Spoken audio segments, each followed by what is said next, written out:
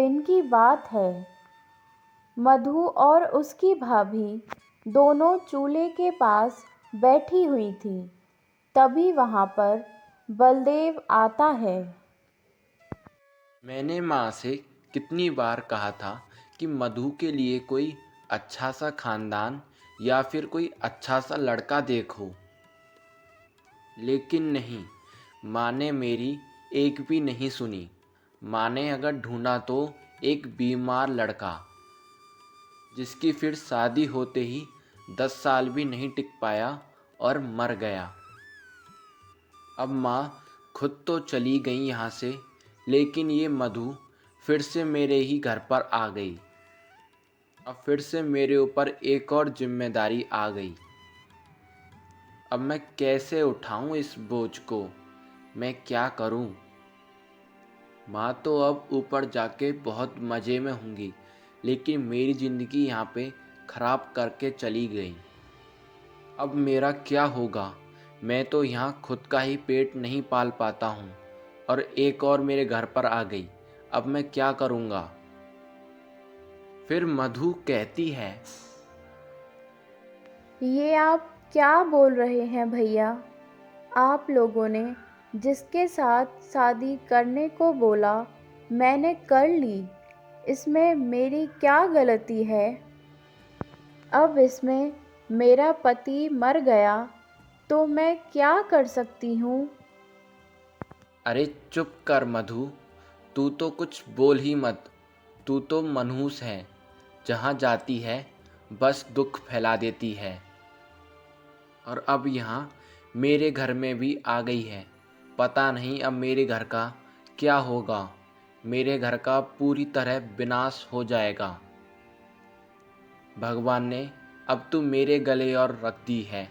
पता नहीं मेरा क्या होगा। मनहूस कहीं की, संग बराबर बोलती भी है। ये नहीं है कि बस चुपचाप सुनती रहे।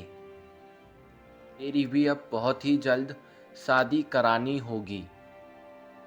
फिर बलदेव की पत्नी बोलती है, अरे बलदेव जी, ये आप क्या कह रहे हैं? मधु आपकी बहन है। बहन को भला ऐसा बोलते हैं? क्या बहन होना गुनाह है?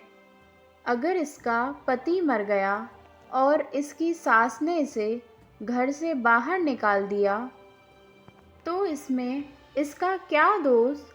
और अगर हमारे यहाँ रहने से इसका जीवन संवर सकता है तो हमें करना चाहिए। और ये इसका भी तो घर है ना? शादी से पहले जितना हक इसका था हमारे घर में उतना अभी भी तो है ना? अरे हाँ हाँ, तू तो चुप ही कर। बड़ी आई दया की मूर्ति। हमारा गुजारा तो सही से हो नहीं पा रहा है और इतनी ज़्यादा बोल रही है। जब हम ही सही से 2 वक्त की रोटी नहीं खा पाते हैं तो इसको कहाँ से खिलाएंगे? इसके लिए धन कहाँ से लाएंगे? क्या मेरे पास कोई पैसों का पेड़ थोड़ी ना है जो मैं अपने पेड़ से पैसे ले आऊँगा। मैं तो वैसे भी एक साधारण सा मज़दूर हूँ।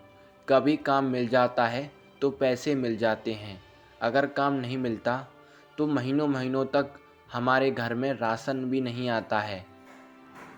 फिर बलदेव की पत्नी कहती है, अरे पैसों की चिंता आप मत कीजिए। हम सब मिल बांट कर खा लेंगे। लेकिन पैसे से ज़्यादा ज़रूरी इंसानियत है। भाभी, आप क्यों मेरे लिए भैया से लड़ती हैं? रहने दीजिए ना। अगर ऐसा है तो मैं कहीं और जाकर रहने लगती हूँ। मैं आप लोगों पर बोझ नहीं बनना चाहती हूँ।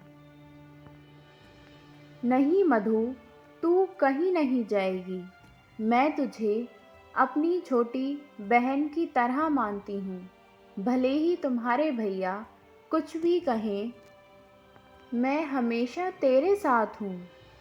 तुझे कुछ भी नहीं होने दूंगी। हमेशा तेरा ख्याल रखूंगी। चलो फिर ठीक है, ये बहुत हो गई नौटंकी। अब बहुत लेट हो गया हूँ मैं। अब मुझे खेत पे काम करने भी जाना है। तुम दोनों जल्दी से खाना बनाकर मेरे लिए खेत पर ही खाना लेकर आ जाना। मैं ज़मींदार से थोड़े और पैसे के लिए कहता हूँ।